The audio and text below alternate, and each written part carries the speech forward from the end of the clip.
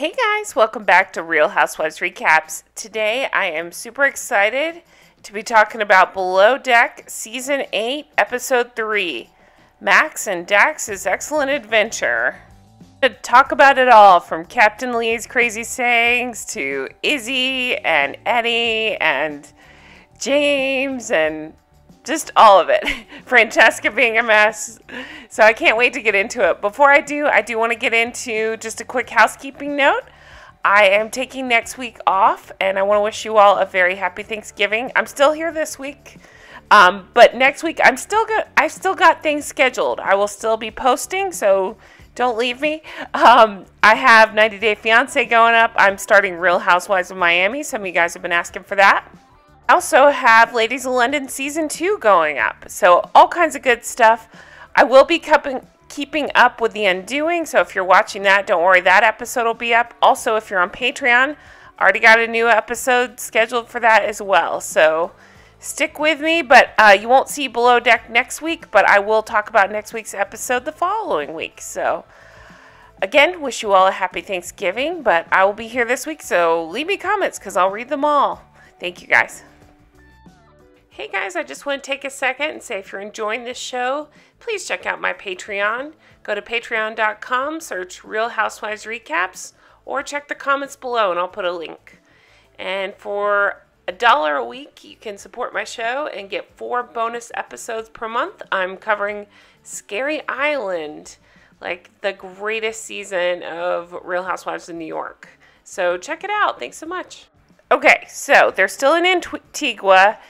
They are taking care of those very high maintenance charter guests where that guy's been back, like, I think this is his 3rd or 4th sailing trip. I'm not real sure, but they're fighting with each other all over James, it appears.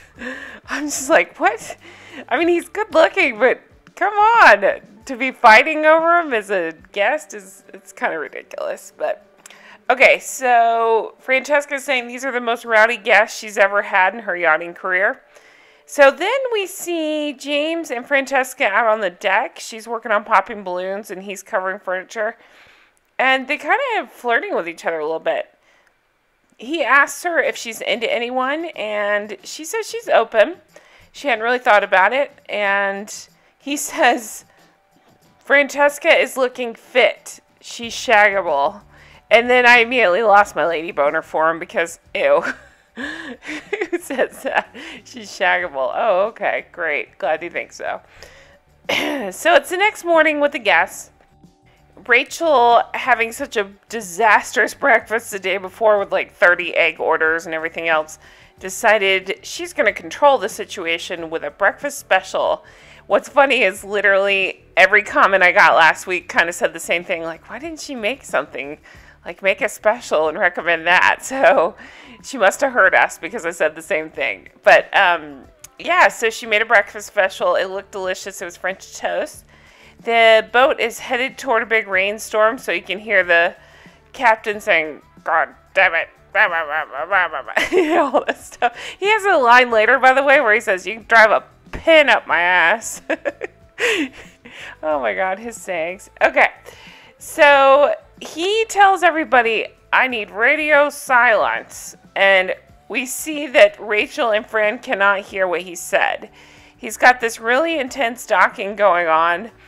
And Fran tries to page somebody and he says, get off the radio.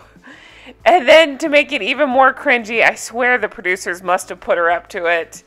We see Elizabeth try to page Izzy and he says, let's stay off the radio. I'm starting to sound like Hugh Hefner a little bit, but that's what he sounds like. Yeah, and then this is where he says, you can drive a straight pin up my ass. What? Oh, God. I want to write those on cards and give them out to people. Wow. Okay. So the guests, they're leaving. They're getting ready. They're giving everybody hugs. And, of course, this asshole, he has to say something because he has to. It's like in his DNA or something to be a dick. But he says, we felt the growing pains. It was obvious to us that what didn't work this charter. You had an incredible attitude. That's everything to me. It's just like, dude, do you have to be a dick? Like, you're the first starter of the season. There's going to be growing pains. That's just how it goes. But do you have to call that out before you hand them their tip? There's just something so demeaning. Like, you will listen to me speak before I give you a big wad of cash. It's just like, all they can think of is get off the boat. Anyway, so he says you will be seeing again, and I don't doubt that at all. So then the captain pages Francesca. He pulls her in the office and says Izzy expressed an interest in moving to the exterior, so he will be getting her a new stew. So she seems relieved about that. She knows that that's something that Izzy wants, and I think that way she can find somebody that works a little better with her, since Izzy moves at a different pace than Francesca does. Then they have their tip meeting. Turns out Charlie left $25,000. So that equals to $2,200 a person. That's a pretty good tip. I only half pay attention to this stuff, but I thought that was pretty good because it's usually like in the 1,000 something that they get. So that's pretty good. Captain announces Izzy moving outside. Fran says, I'm devastated you're leaving the team, but I'm happy you'll be thriving outside. And Izzy says, no, you're not. You're just saying that. So it's time to get the boat all cleaned up before the next charter guests get on. Fran tells Izzy, I need you to work on these pantries and these cabinets before you switch over. Eddie pages on the walkie-talkie and asks that Izzy join him in about 90 minutes. Fran says, sure, she's working on pantries, but when she's done, you can switch. And Fran tells her to pull all the stuff out to make it easier to see. Well, she doesn't. We'll save you a headache there. She says that afterwards. I didn't hear where she said pull all the stuff out beforehand.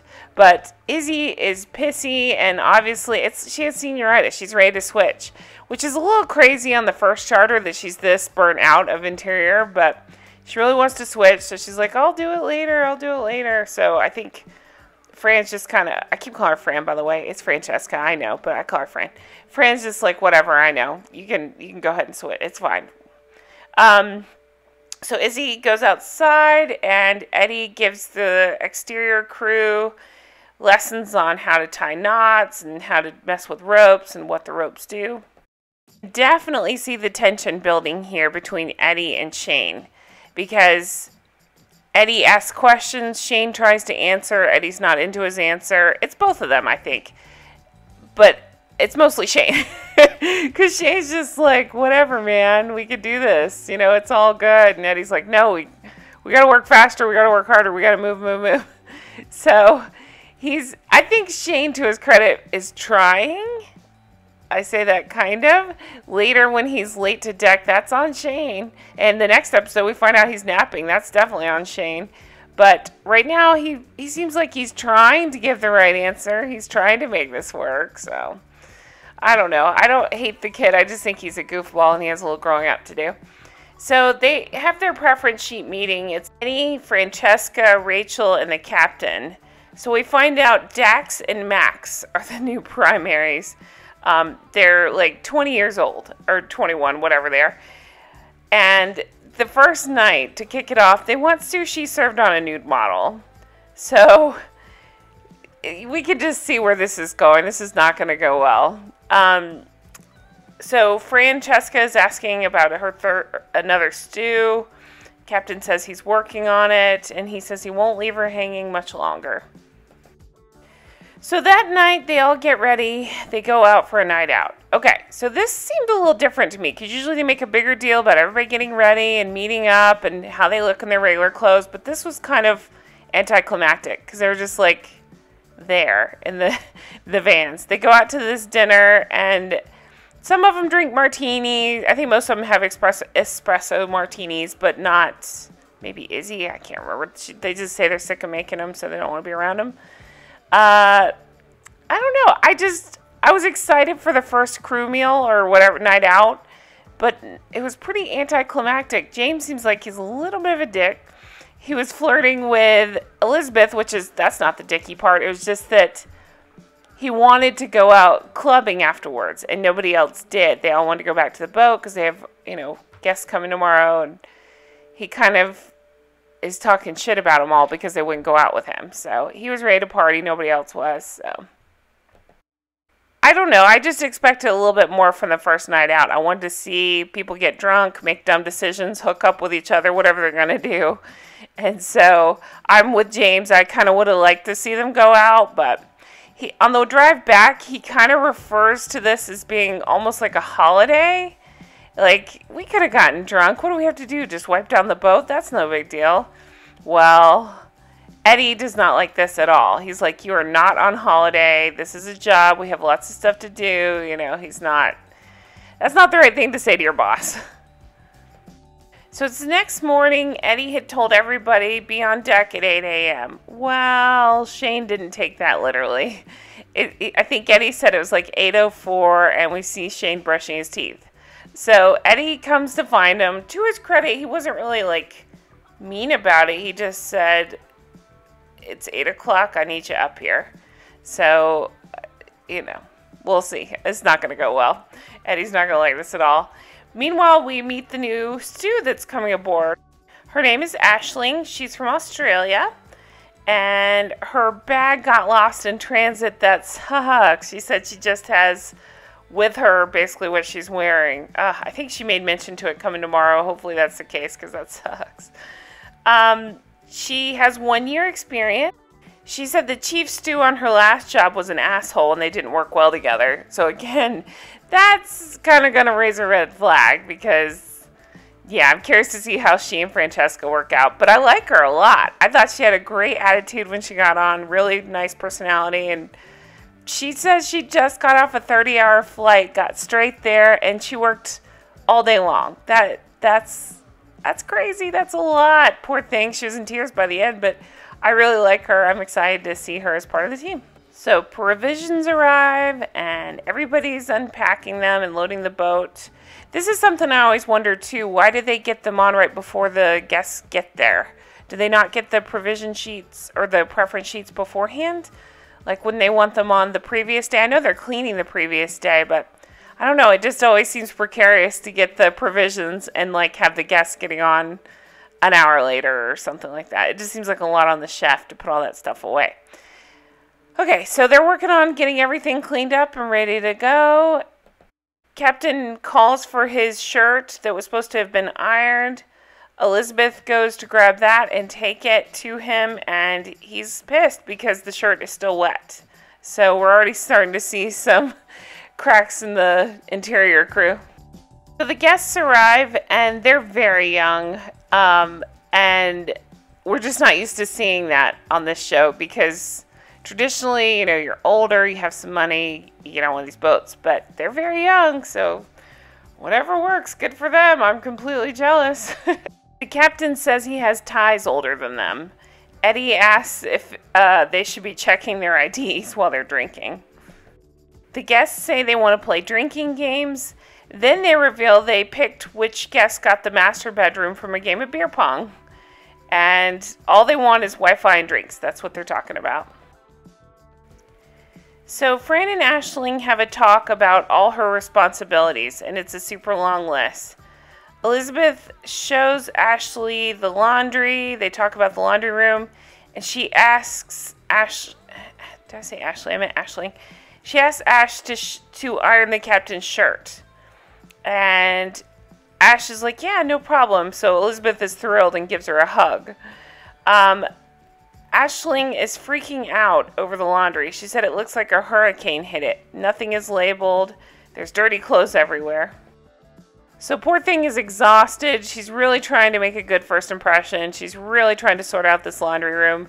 Just got off a 30-hour flight. Meanwhile, she doesn't know it's a secret, so she lets it slip to Fran that Elizabeth asked her to do the ironing for Captain Lee's stuff. And Francesca's pissed because she just got her second stripe and she's already pulling this. And at the meantime, the editors are showing her comfy in bed while this poor other girl just got off this crazy flight and is exhausted. Francesca's working on getting this sushi girl ready for the party. The guests are jumping off the side of the boat. They're playing with jet skis. There's a storm rolling in. Shane gets on the walkie-talkie and says rain is coming in. And Eddie says, man, you're observant. So Shane gets pissed and he goes to confront Eddie and says, I'm not a pushover. I'm going to stand up for myself. And Shane says to Eddie, I don't appreciate your sarcasm, man.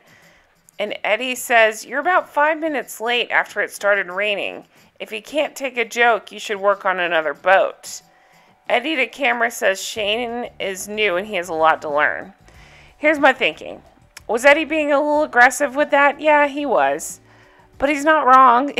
Like, I don't know. I think it's hard. I think Eddie came off a little bit aggressive with the, thanks, Captain Obvious. He probably shouldn't have done that on the radio, but Shane, come on. This is not going to go well for Shane with Eddie and Captain Lee. Neither one of them are going to put up with this. So Eddie goes to pick up the girl that's going to do the sushi modeling. I'm surprised he took Shane with him. Rachel's preparing all this really fancy sushi. We found out she trained in Tokyo. So she's excellent. It looks delicious. Izzy goes outside to try to help them with the lines as they're pulling the boat up. Shane cannot get the ropes to them. He tries, he misses. This rope catastrophe happens where they can't scoop the rope up. It's too far down. They're afraid it's going to get caught up under the boat. Eddie's just getting more and more pissed, but he's doing a good job hiding it. He's not straight up yelling at him. But Captain Lee sees it all, and he knows that Shane's just not pulling his weight. He just doesn't, you can just tell he doesn't think he's a good fit. And so neither does Eddie. So I feel like we're not going to see much of Shane. It's just a hunch. I don't know. I don't read spoilers, but it's just a hunch. I think Shane's going to be gone before we know it. Just a hunch. Eddie says he can't get angry at Shane because it'll make him sob and sit in the corner. So they are stacking leaves on this model to get ready to load sushi on her. James is hovering, and he keeps smirking and smiling. I get it, but it's kind of funny to see. So the guests are coming out to dinner. When the guests get there, they tell that model, you're hot as shit. You have a good body. Can you imagine? Oh, my God. Rachel comes out to try to talk to them and tell them about all this really fancy, really special sushi she made. Like, she's explaining it's this really fancy stuff. And they're barely paying attention to her. She says dinner was wasted on those kids. She said she used these special tuna and special salmon. It's like Kobe beef of the sea. And she just doesn't think they appreciate it. Captain Lee calls Eddie up to the wheelhouse, and they're both talking about Shane. And I believe it's the captain said Shane's going to get somebody killed. Lee says he's not putting up with this shit. So, again, that's not going to go well for him. Fran's talking to Aisling about doing breakfast service, and she said she needs Aisling up at 6:30. And poor Aisling is so tired, she just starts crying. She ended up staying up late to work on this laundry. She probably should have gone to bed. And Francesca gives her a hug. I felt so bad for Aisling there. We see a flash to next time. It looks like James is flirting with everyone. Eddie catches Shane taking a nap. Ooh, that is not going to go well at all. Looks like there's a beach picnic, but Elizabeth forgot sunscreen and the pitcher of margaritas for the guests. Uh-oh. And Captain has an angry meeting with everybody saying, if people don't start stepping up to the plate, we'll make changes. So that should be interesting. You guys, thank you so much for watching. I really appreciate it. I hope you enjoyed this episode. I really enjoyed covering it. Again, I won't be here next week for Below Deck, but don't worry, because the following week I will put the 2 episodes together. We'll talk about what happens next week and the following week. So stay tuned for that, but also check back to my channel because I'm still going to have new stuff going up next week even though I'm not here. But leave me comments. I read them all. I love them. I really appreciate them. I try to respond to them all. Sometimes it takes me a little time, but I do try to get back to you. Thank you for that. And find me on Twitter at Real Recaps. I'm covering all kinds of stuff right now, you guys, so check back to my channel a lot because I'm doing all kinds of recaps. And tell your friends about me. I'm really trying to grow the channel. So your word of mouth helps me so much. So thank you guys for everything. I sincerely appreciate it. If you really want to support the show, check out my Patreon. $1 a week ends up getting you 4 bonus episodes a month. Right now I'm doing Scary Island, like the greatest season of reality TV show ever. So check that out. And again, thank you guys for everything. I'll continue to talk to you this week. And if I don't talk to you, then have a fantastic Thanksgiving. Thank you guys for everything. Bye-bye.